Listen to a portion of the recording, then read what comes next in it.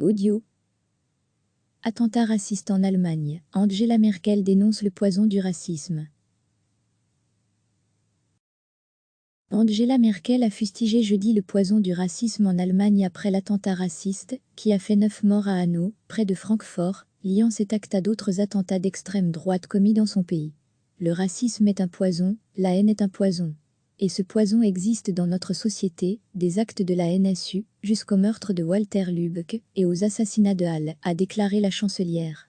Elle évoque ainsi, respectivement, la série de meurtres et d'attentats d'un trio néo-nazi entre 2000 et 2011, le meurtre en juin dernier d'un élu pro-migrant appartenant au parti conservateur de Madame Merkel, puis l'attaque ayant visé une synagogue qui a fait 2 morts en octobre.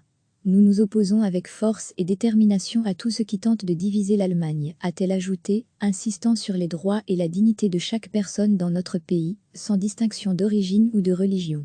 Reconnaissant qu'il était trop tôt pour faire toute la lumière sur ce crime, il y a de nombreuses indications selon lesquelles l'auteur a agi mu par des idées d'extrême droite, racistes, par haine contre des personnes d'origine, de croyances ou d'apparence différentes. Le parquet antiterroriste s'est saisi jeudi matin de l'enquête sur cette double fusillade, évoquant une motivation probablement xénophobe. L'unique suspect a été retrouvé mort chez lui, laissant une lettre de revendication et une vidéo, aux côtés du corps de sa mère. La menace d'un terrorisme d'extrême droite, sous-estimé dans les années 2000, lorsque les meurtres par la NSU de 8 immigrés turcs, d'un grec et d'une policière allemande, étaient à tort traités comme des règlements de compte, inquiètent de plus en plus les autorités allemandes. Vendredi dernier, 12 membres d'un groupuscule d'extrême droite ont été arrêtés dans le cadre d'une vaste enquête antiterroriste.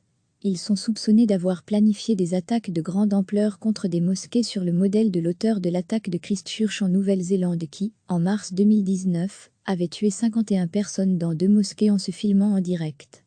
Recevez chaque matin l'essentiel de l'actualité. Cliquez sur s'abonner pour recevoir les dernières nouvelles.